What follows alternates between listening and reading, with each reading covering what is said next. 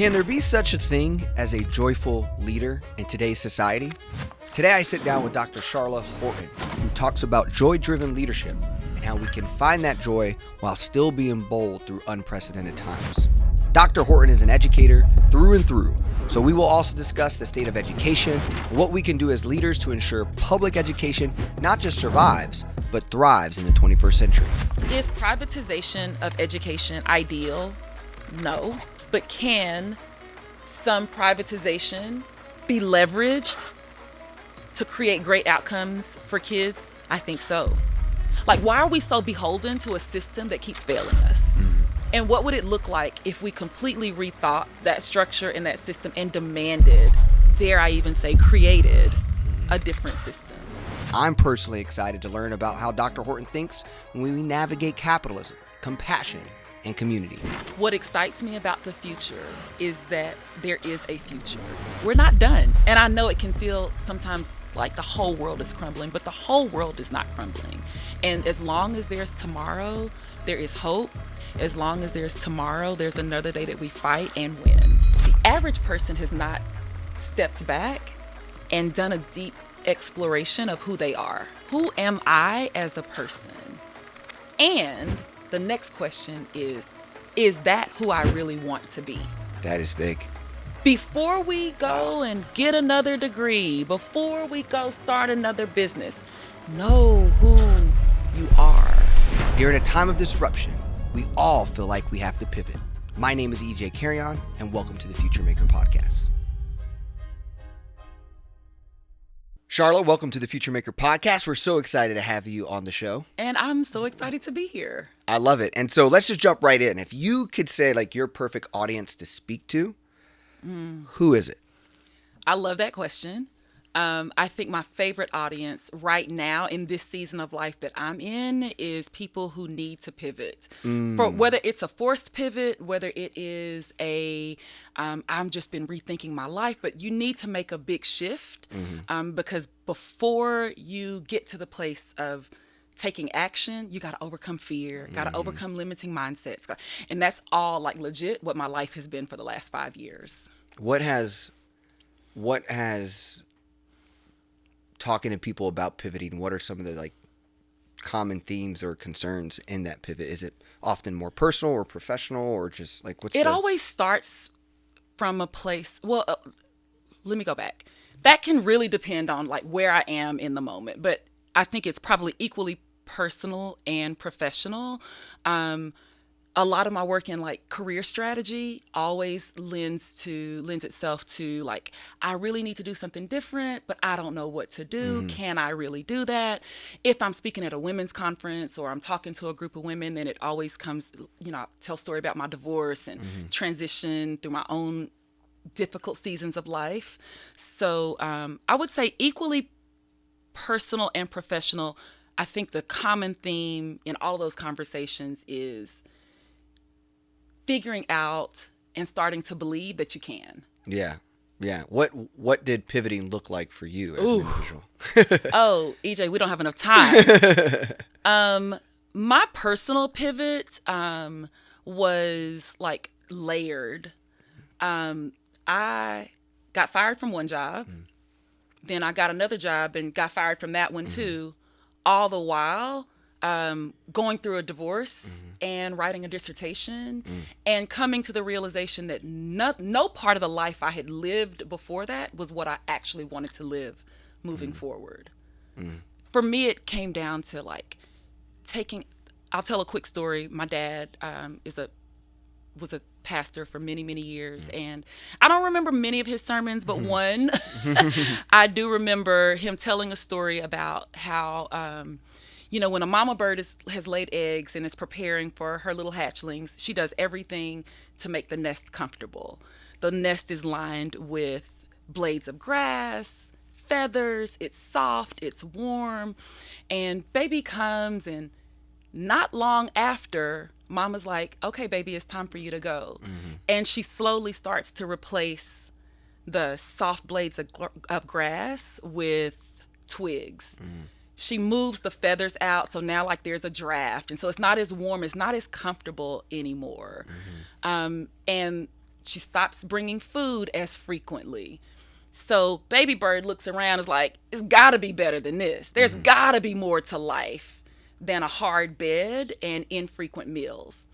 And that's what prompts the baby bird to start to spread his or her own wings, go out and find, and then get out there and you're like, wait, what?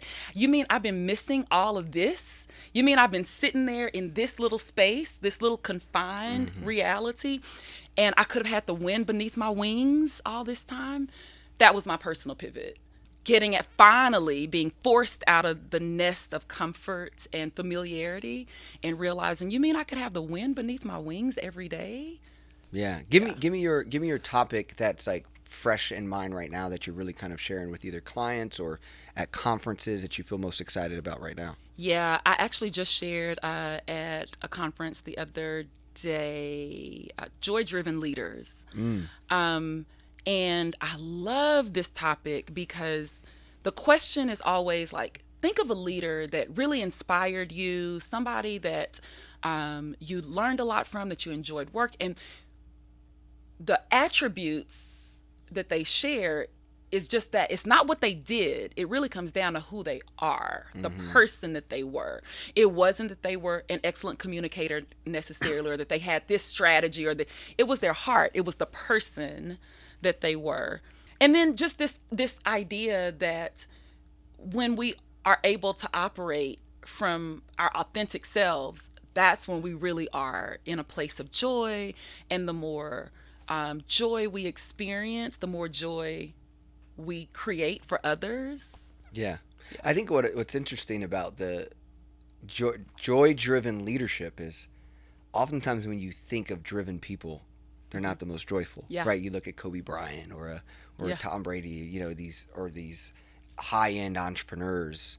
How can you change that mindset of having high drive but then enjoying it as a high-performing individual?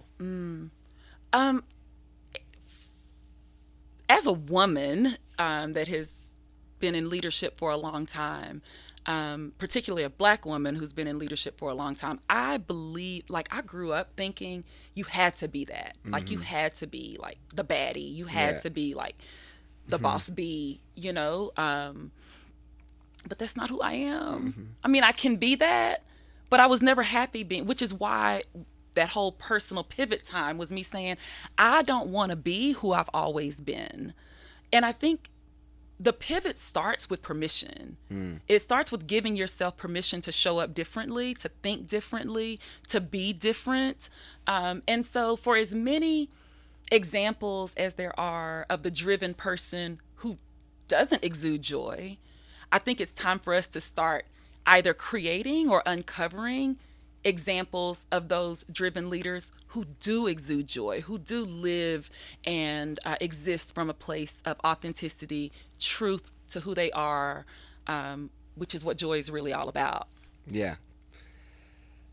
I think what I would love to kind of like zooming out to like the macro level, where I feel like a lot of people feel that, going back to your like bird analogy and like the uncomfort of the nest. I think everyone's nest is relatively uncomfortable right now because of the climate in any way you kind of look at it, the technological climate with AI, the political climate, and how we operate as a society. It just seems like the nest is very uncomfortable and everyone's kind of in this pivot mode.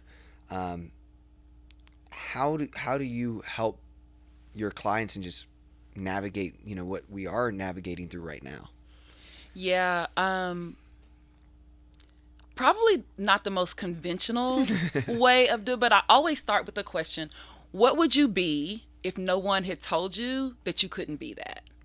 When you think back to your childhood self, you think back to your younger self, your most ambitious self, what did you see? I wanted to be a game show host. I can see that. I mean, now you can. I've seen you MC, so, you know. That's the whole thing, EJ. Now you can see it. Yeah. Because I have finally broken free from the constraints that life put on me. You know, my mom, bless her heart, love my mom, do. And also my mom is analytical, linear. She's a mathematician. She's got, you know, so to my mom, things had to make sense. You know, now remember, I'm getting ready to be 50. So when I was growing up, who were the game show hosts. They were middle-aged white men. So she had never seen a middle-aged a game show host that wasn't a Yeah. Therefore, if I haven't seen it, then we probably can't be it. That just dreaming again, Yeah. giving yourself the space and the freedom to see something that you haven't seen and consider, can I actually be that?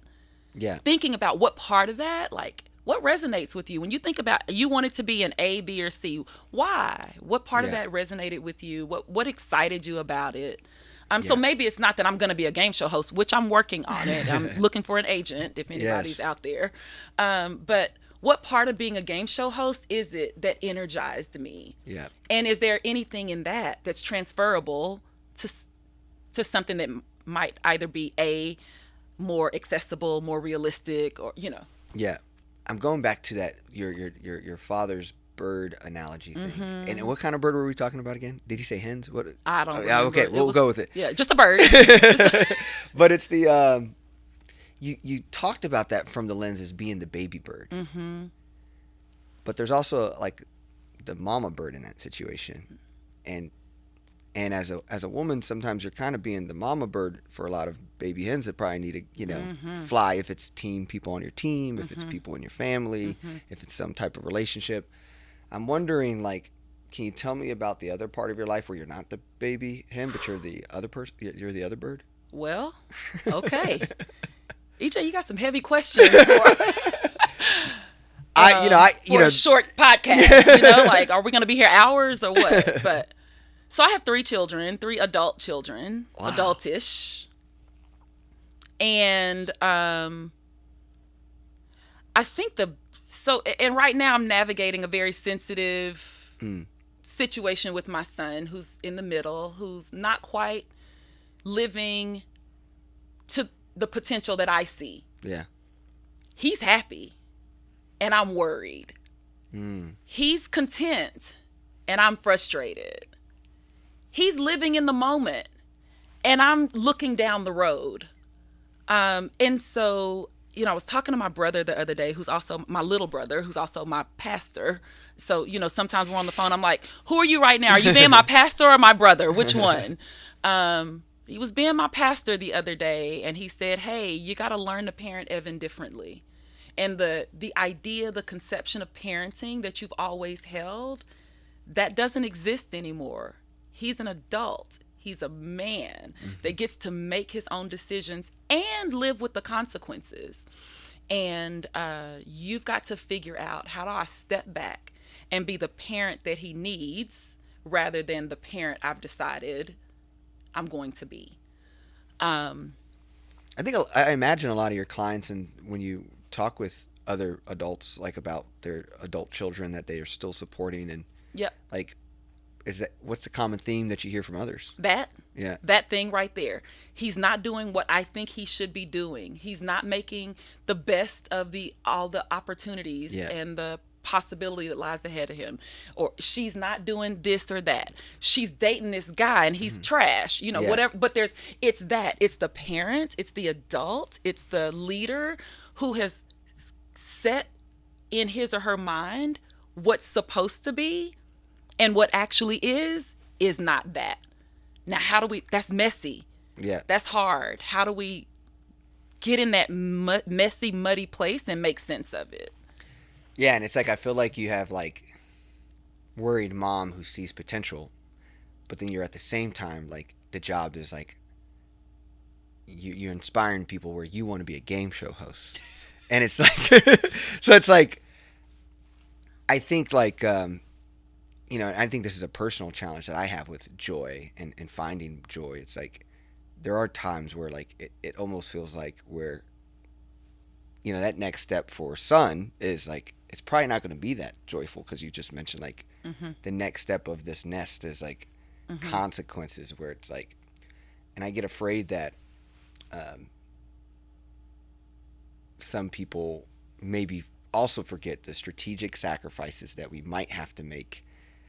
And how could those pains that, we may have for the people we love most to so they can get on the other side of joy. Because I even think about when you talk about joy, like do you have to feel at your lowest or go through something really hard to then find that joy? Or is there a proactive way to get to that joy where you could skip that part? Yeah, and so EJ, that right there, I think that there was a season in my life, I can't speak for others, but where joy was never the goal because there hadn't been permission for that. It was pursuit. Like, okay, what's your next career move? What's your next relationship move? Like, you're always looking to, like, what's the next thing that you're going to achieve? And joy was never a thing to be achieved. Maybe subconsciously, I don't think it was intentional that joy was never front and center. But when I spend a lot of time with sweet baby 20 and 30-year-olds, and I'm like, hey, do what makes you happy. Do what fills your bucket. Do what makes you come alive. It doesn't have to be like, I grew up under some boomers, right? And you go to college, you get a degree, you get a job, and you stay on that job, you get your gold watch, and then you retire. No. Yeah. Now, if that trajectory makes sense for you and you experience joy in that, great. But this idea that there's one way to be, there's one way to exist, there's one way to matriculate through life is very limiting. Yeah. And when you give people permission to and inspiration to seek joy first and early, like I just can't imagine who I would be today if I had that permission at 20, at 25. But I didn't. And I hadn't given myself that permission because I was on the path of pursuit, not on the path to joy. Yeah. Yeah. I feel like there's a lot of women, even I think like when I look at like education and some of like the institutions that a lot of like black women carry in our society, of like there's just a lot of like educational leaders and city officials and government people. How do you the thing that they've been like committed to that would ultimately get you to a gold watch is also now kind of not existing. So it's like right when you're about to get to this finish line, you're like, it's almost like, man, you're doing me like that? Yeah. And so it's like, I feel like that's such a tough part because it's like everyone's kind of going back to leaving the nest, even when you thought you had this safe move. Is there any safe moves today in the job market? And like, what do you tell people today? Now I realize that everybody's not born for entrepreneurship. Yeah. But everybody has a gift that they can monetize. And figuring out how, like the degree to which you're able to do that is up to you. But number one, sometimes, what's the old saying? Like sometimes you got to work your 9 to 5 and then work your 5 to 9 until your 5 to 9 can become your 9 to 5. Yeah. So the reality is joy is not everybody's portion right now. Having a job that they love, that they are inspired to do, that they feel fulfilled by is not. And then even worse, you've given yourself to a career, to a company, and then now you find yourself rift. And so one of the things that I encourage people to do all the time is to think about that thing. Have you read Gay Hendricks? I think it's The Big Leap. Gay talks about these 4 zones. There's the zone of incompetence. I can't do this. You're just not good at it. Man, stop. Then there's the zone of competence. You can do it, but there are a heck of a lot more folks that can do it better than you, more efficiently. Then there's the zone of excellence. The zone of excellence is this is something you're really good at. You may even enjoy it, and you are probably making a good living at it. But then there's the zone of genius. That's that plus. It's where you feel like you're floating on air. It's the thing that you would do all day, every day without interruption if you could. It's the thing that you have a unique hold on that is almost magnetic, that draws people. They see you in this zone and they're just like, who is this queen? Yeah. We often get stuck in the zone of excellence and don't really explore the zone of genius. Yeah. And Because I feel like so- that genius doesn't even feel like a job title or like a. That's right. It's who you are. Yeah. It's what you were born to do. It's what makes you come alive. And sometimes that's not the thing that is your profession. That's not the thing that's aligned with your role. So that said, the safest move is to figure out your thing, right? And even if you have to create it yourself. I remember when I first got into consulting, I was a assistant principal. I don't remember exactly which role I had, but I talked about racial equity all day, every day. Like it's what my social media posts were about. It's what my conversations were around. And next thing you know, I was like the racial equity expert.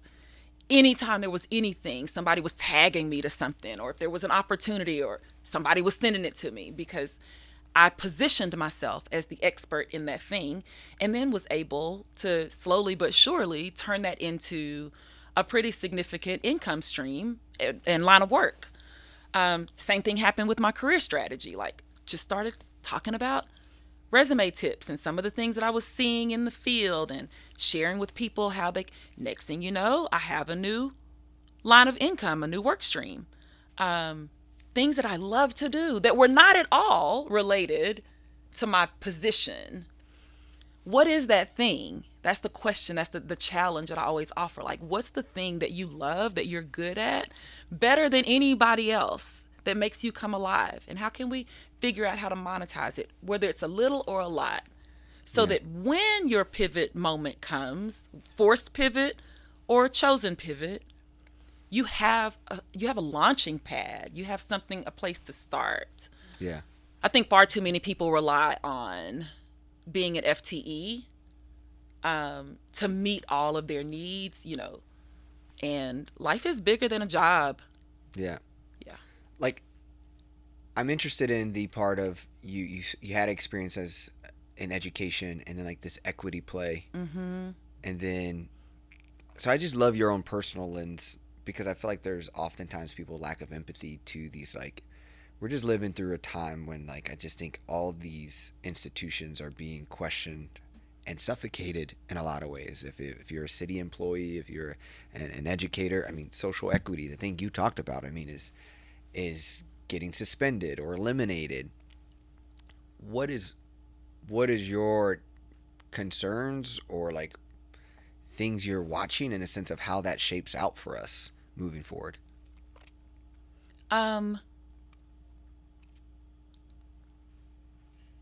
EJ, I think the place where I'm landing is that, and I don't know how appropriate this is for this podcast, but I'm going to say it anyway. Yeah, please do. Is that this is anti-Blackness and white supremacy at its finest. And I think rather than, trying to figure out how do we reframe it, how do we, hide in plain sight, the thing that we really should be doing is calling out anti-Blackness, racism, and white supremacy, and really naming it, because these safe words and these safe terms and this, like, Yeah. Yeah. Because it's reaching epic proportions at this point. Yeah. Would you put this at the top of your list of what you're most concerned about right now, and like in the sense of, seeing the future? I think right now this idea that white supremacy is as prevalent and audacious as it is right now is very, very concerning. Because, I don't really like the term majority minority, but, for lack of a better term right now, the global majority is people of color and people from non-traditional, non-Christian, non-heterosexual background, and like, we're talking about people. Yeah. This is a humanity. This is an issue of humanity. Yeah. And when humanity is on the chopping block, yeah, like that's so unsettling. Yeah. And I think it's not about policies. Like, a DEI statement. It's not. Yeah. It's really not. It's about more than that, but it's being reduced to, we can't have a DEI program, yeah. or we can't have so now what? How do we restore this commitment to humanity? And how do we call out and actively war against white supremacy? Yeah. In a way that is both meaningful and transformational, because the pendulum is like, we're way over here. Yeah. And I don't know how we get back without this very explicit calling out, and naming and calling the thing. Yeah. No, I'm 100% there with you. And I think that's one of I think why it's hard to have joy is because I realize we're in this fight that you just described. But then I also see, when I think about how authoritarianism or these kind of things become possible, is because leaders have to become more quiet, mm-hmm. and they can't be bold. Mm-hmm. And it's the lack of boldness right now is what's probably to me the most scariest about the thing right now, because the first run around of all this, I think there was standing up happening, and now somehow mm-hmm. there's this massive amount of fear. Yeah. And if you are a leader, and you represent a university or a public school district, or you're now losing probably a lot of that joy and feeling hopeless because you can't be bold either, and now not even being able to be fully bold yourself and take the risk that you might wanted to take if it was just a you decision. And that's, to me, one of the hardest parts, and I think why people are trying to pivot, going back to the top. It's and I guess it's just the one thing that needs the biggest pivot is humanity. Yeah. But yet where we at is full-blown mm-hmm. steam on who it thinks it is. And it's going to take all of us to take our little micro pivots to decide what are we willing to risk for the greater good of that humanity pivot we all need to take. Mm-hmm. I think your point earlier about we were kind of standing up, Mm-hmm. Mm-hmm. and then one by one we sat down. But the way to we've got to stand up together, speak, there has to be a collective action now, and because they can't stop everybody. Yeah. They can stop you or you or you, but when we're all, an object in motion remains in motion until it's acted upon by a greater or equal force. Mm-hmm. So to stand up, okay, that's the equal force, right? Let's just stop it. Let's just stop the momentum. But then stand up and now move forward together is the greater force. And that's something that we haven't figured out how to do. And I love my hometown. I love my city. Stand up Fort Worth. Yes. Mm-hmm. And I think 49 years of living, working, worshiping, and playing in Fort Worth has given me the right to be critical of our city. But we lack a strategy. Mm-hmm. We lack strategy. We lack cohesion.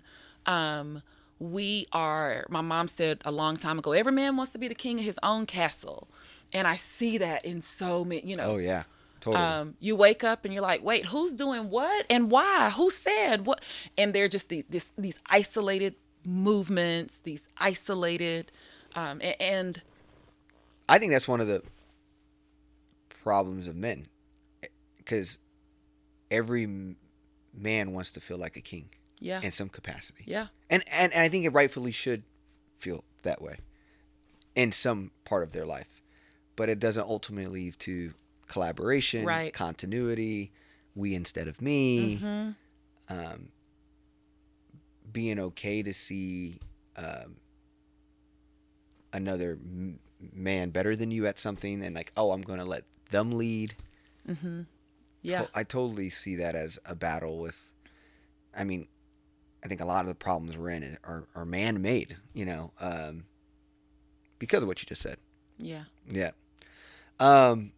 Well, this has gone further than I think either of us thought it would, but I think that's ultimately what this is about. So I guess I would love to know, like, as we build and, we make this future you just talked about, what are some point steps that you would maybe kind of highlight or shine that you're like exploring, that feels like can be a direction individuals can go into? Or if people listening are institutional, like leaders who lead teams, what are these things we can do to get our boldness back, our joy back, and make the pivot, not just for ourselves, but the greater good of humanity? Great question. I think the first thing is, something I learned during all of my racial equity work time is that the average person has not stepped back and done a deep exploration of who they are. Who am I? How did I come to be this? What were the formative influences in my life, positive or negative? What are my personal strengths, values? Who am I as a person? And the next question is that who I really want to be? That is big. Before we go and get another degree, before we go start another business, know who you are and make the decision if that's who you want to be. I think a lot of us, people of color, also feel this weird responsibility that even though you may not want to be that thing that you see, you feel like you have to. How do you navigate that? The pivot starts with permission. And I think it sounds reductive, but no, you don't have to. Yeah. You don't have to be what you've always been. You don't have to be what somebody said you would be. You don't have to be what that career assessment test you took in 8th grade said that you had to. You don't have to be what your parents were. You don't have to be what your husband or wife wants you to be. You get to be who you want to be. But you got to know what that is. It starts with permission, I think. It starts with just saying no to what was or has been and saying yes to what could be. Yeah, I think the battle, I'm going through this right now. I'm in that time where I feel like I have a lot of privilege. I feel like my younger self would be so proud of me. My ancestors would be so proud of me. But because you're like this first generation wealth builder, or you're someone who cracked a code that, because you're not supposed to win the game. They don't want you to win the game. And somehow you got on the other side. And I think what I'm battling with is what's my responsibility to enjoy it or to go back and empower and get as many people over to it. And I feel that stress, and I don't know how many white collar leaders or people who start getting some type of privilege and power. It's like, man, turning it all off and just traveling in Airbnbs around the country with my wife and just go to used bookstores and vinyl shops sounds amazing.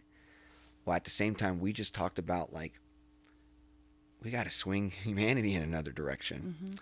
That's the part that's hard, is feeling a responsibility.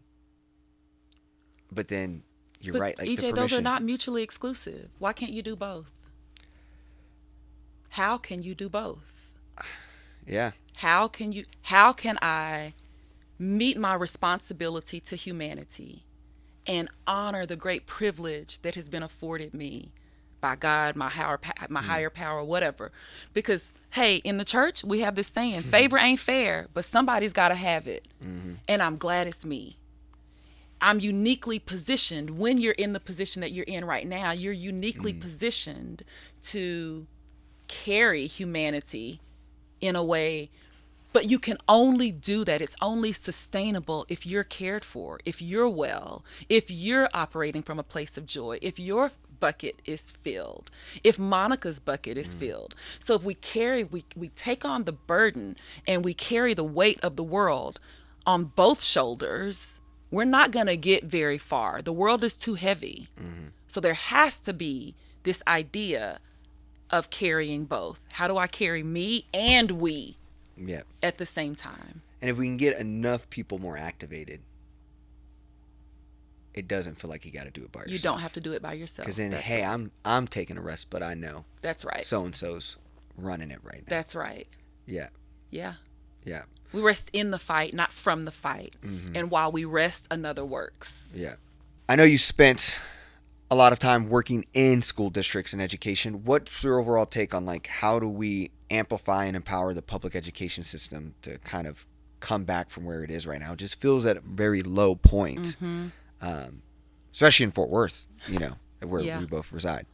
I think again, 20 years, I feel like I have earned the right to be critical of my field. But, we talk about innovation a lot in education, and what we're really doing is repackaging old ideas, old strategies, and slapping a new name on them, and expecting them to have some magically different result. Education needs an overhaul that I don't think broadly society is even ready for. And I think one of the challenges, EJ, like, everybody's been to school, so everybody thinks they're an expert on school. I go to the doctor too, but I'm not a surgeon. Yes. And so there are just some ways, I just remember most recently, the whole voucher discussion, and so many people were on the defense. I can't believe it. And let me be clear. I am an advocate for public education. I think we have to redefine what public education is.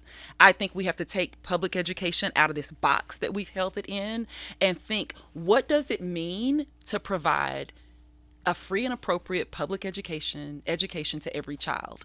And does it have to be done in the way that it's always been done?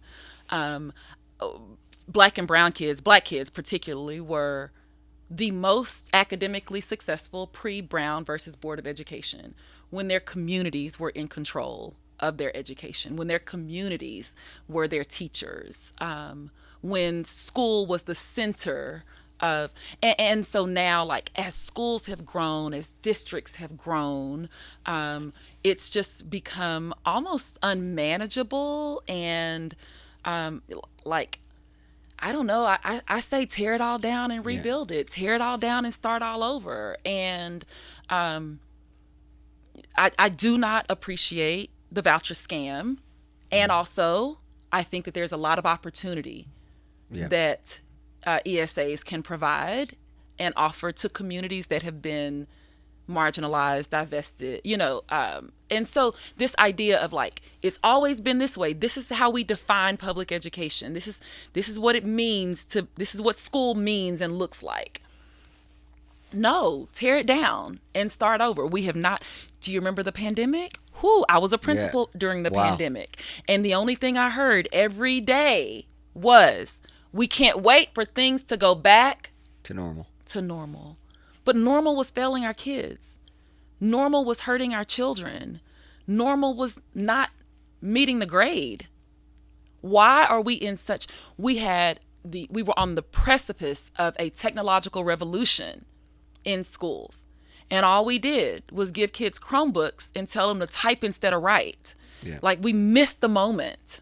And when it comes to Brown versus Board, some people debate, like, was this helpful to the Black community or was it harmful? Did it provide more opportunity or did it, like, inhibit opportunity? And I don't know where I land on that, except to say, like, integration in the middle of white supremacy is not going to be helpful. There are people that argue that integration is the worst thing that ever happened to Black folks. Sometimes I agree. Sometimes I think, it depends on the context. But at the end of the day, when we think about the 1950s and 1960s, and we think about the climate of society, and we think about the deep devastation of racism and Jim Crow, it hurt a little bit.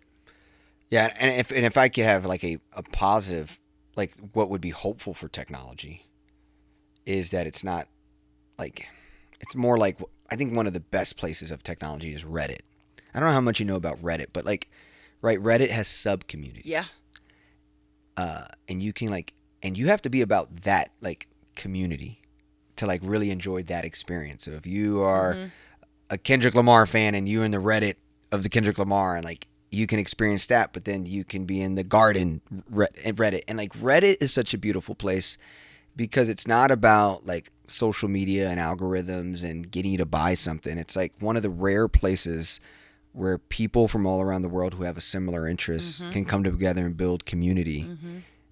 And that, in a way, to me, it's like, how do you scale that so that we can make sure integration is actually more healthy, where we also have community and roots to the cultures that we have that aligns with a specific niche group of people in the world. Yeah. How do we scale that? Yeah. Yeah, one of my saddest things is when I hear, what's the biggest, like, innovative thing you learned from the pandemic? And it's like, Zoom family engagements worked because more people could attend, which is a good, which is a good thing. But like, that's the greatest. The biggest? That's the biggest thing. That's the most significant. Yeah. So, like, I think what you just said is what I feel, and I think why we started the Future Maker podcast. It's like, I think you could say that for everything, like the political system of America, the medical system, capitalism. Like, everything feels like whatever it was for the last 100 to 200 years can be no longer. While at the same time, bold people like Governor Abbott, who creates a voucher scam, also has a different agenda outside of protecting the black kids you just talked about and creating a school. Right. You want the disruption to get it for the community, while there's this hyper interest in privatization of services, and as well as the assimilation to possibly, you can call it Christian extremism.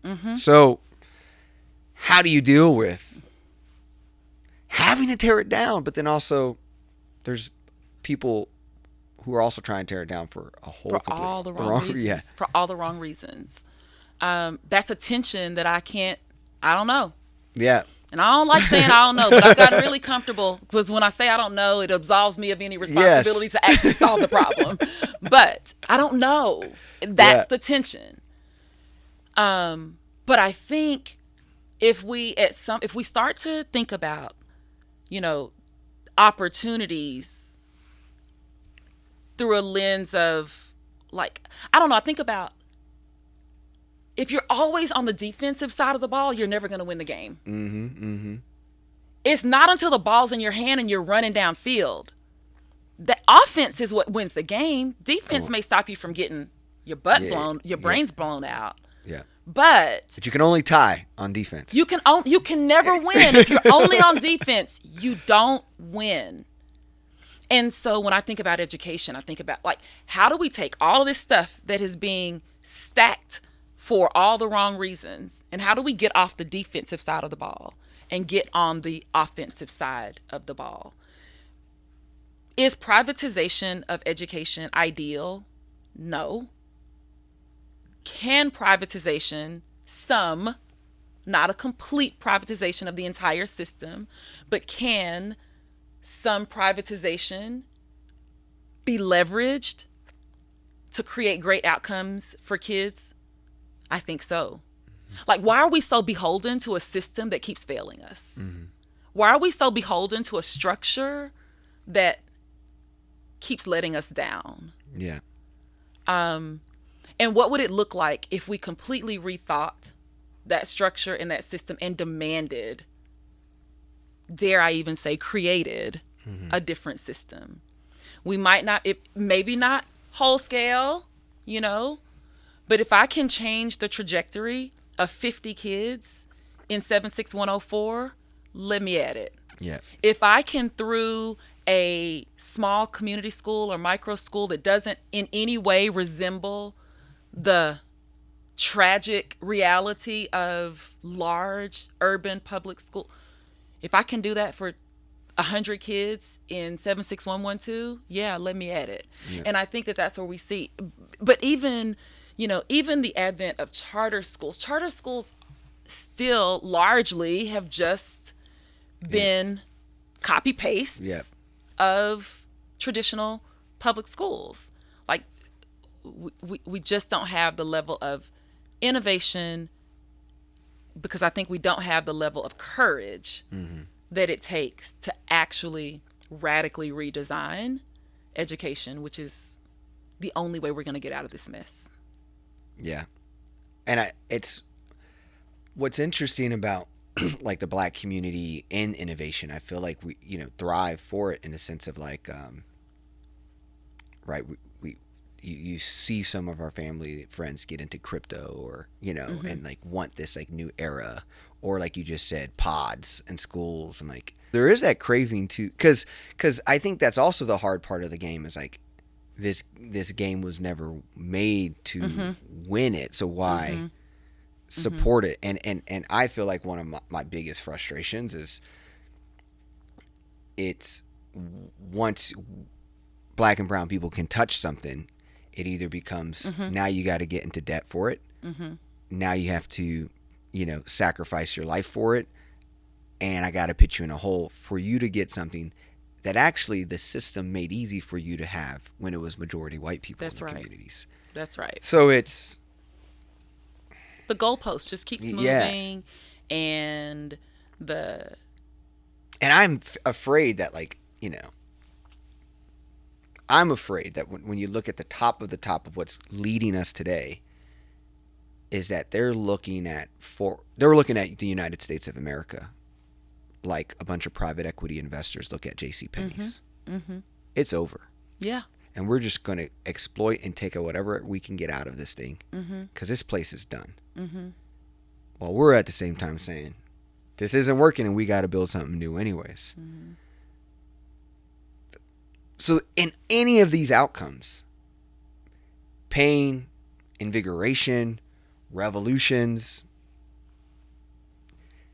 the outcome has to be where we start getting really, really bold. Yeah. I just don't know where that time clicks, because I look at where society is right now and I'm like, when do we start kind of picking up the pace of, we got to do something. I'm writing a book right now called The Possibility Pivot. And it's crazy. Like, so much of our conversation was like, in chapter 3, I talk about this. But so for me being the possibility person, I also am a realist. Yes. And Derek Bell's book, Faces at the Bottom of the Well, he talks about the permanence of racism. Somebody said once that racism is not the shark in the water. It's the water itself. The challenge that we have is because, we can run uphill and lose exert every bit of energy that we have and never actually get anywhere.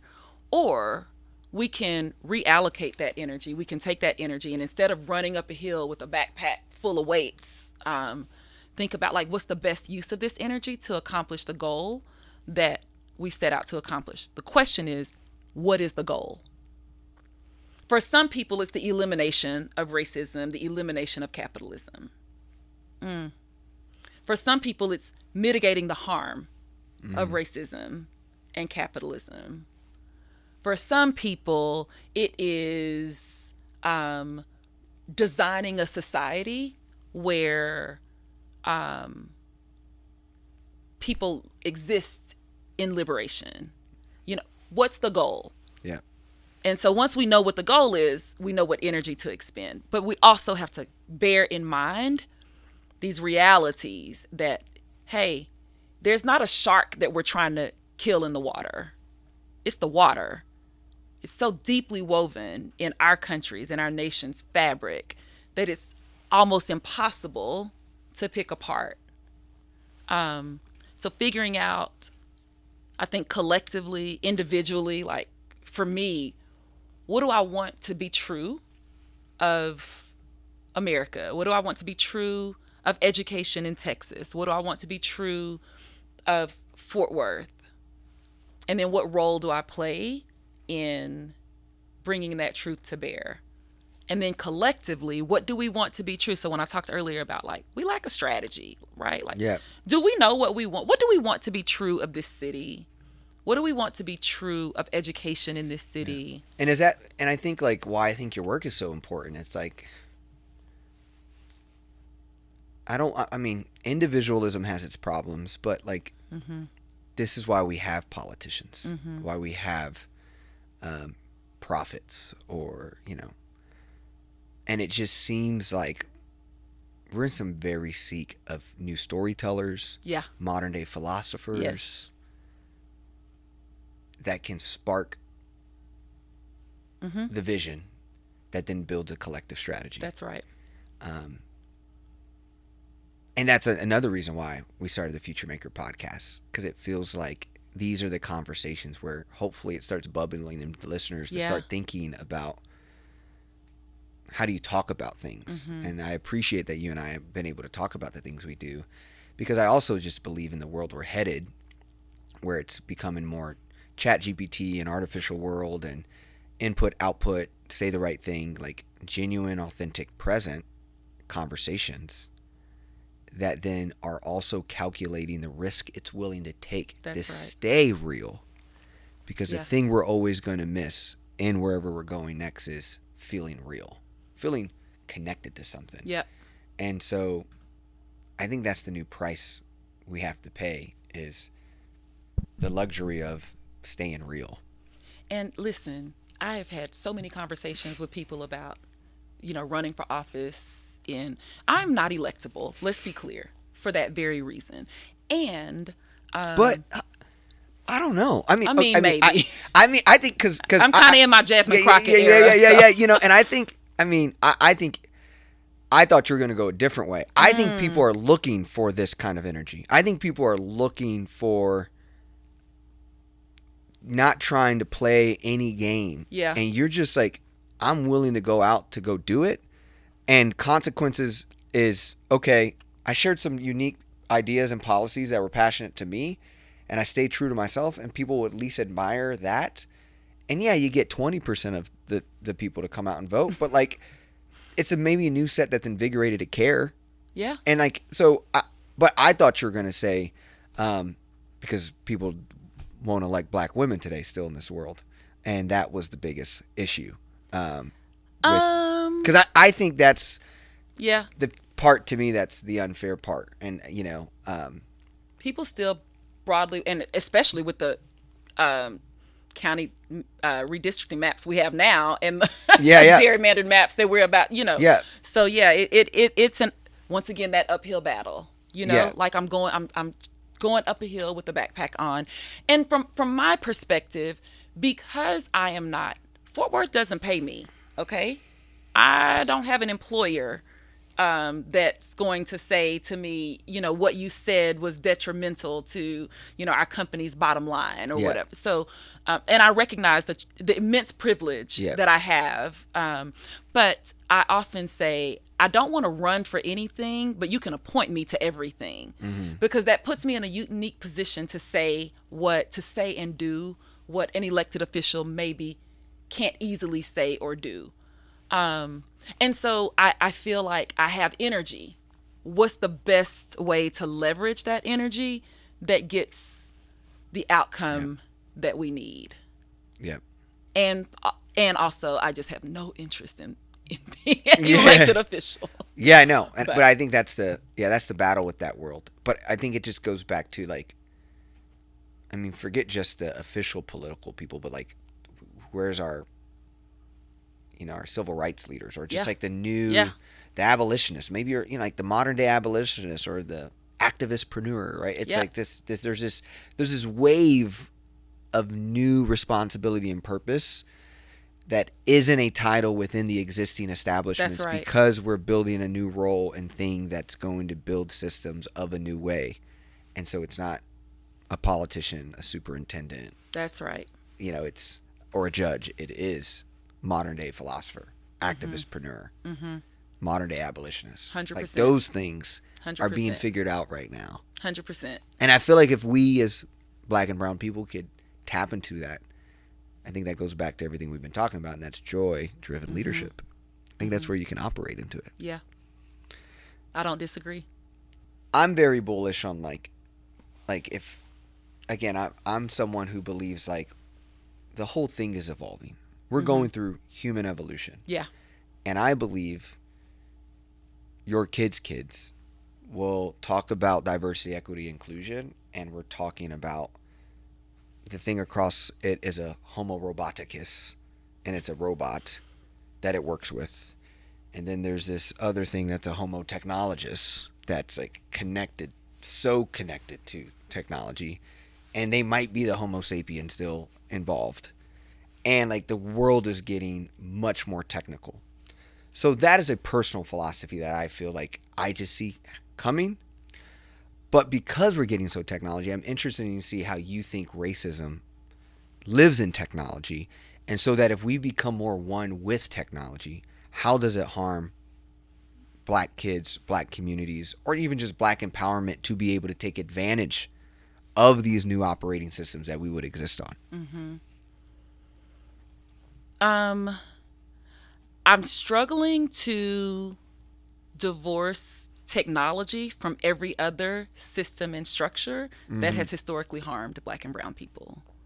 Because I think the thing that I would say in response to your question applies medicine, law enforcement, education, and history has taught us that systems can't be trusted. So I think it comes down to it. And we, there's so many STEM academies, right? And they're cute. But like, what are STEM academies really producing? Like, what is the long-term outlook in terms of getting more representation, more diversity around tables where products are being developed, where systems are being engineered, and so I think EJ is the same as every other. Yeah. It's the same as every other system. Yeah, one of my fears of it is, I spent a lot of time in American public education as well, in and out of schools. And our country has an economic stack, but those who win of it actually are people who start their journey in America at the higher ed level. That's right. If you look at the top Fortune 500 CEOs, 60 are Indian Asian American. That means 16% of our Fortune 500 CEOs are Indian Asian American, yet they're 1.5% of our population. Where if you look at black or Hispanic Fortune 500 CEOs, it's like 8 and 8. Yeah.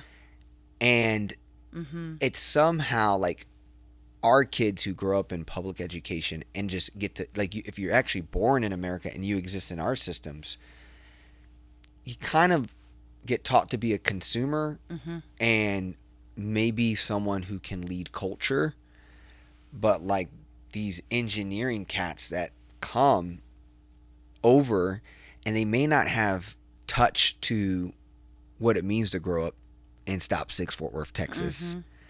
But then they're making decisions on operating American culture. Like, it's like, to me, the fear of it is ChatGPT is going to give you a very manila answer, and the fringes of culture is going to be lost because what we were never actually datatized on the system. Right.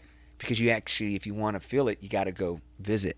And then that same place is getting older. We're losing access to it. I think about all the historic churches in Fort Worth too.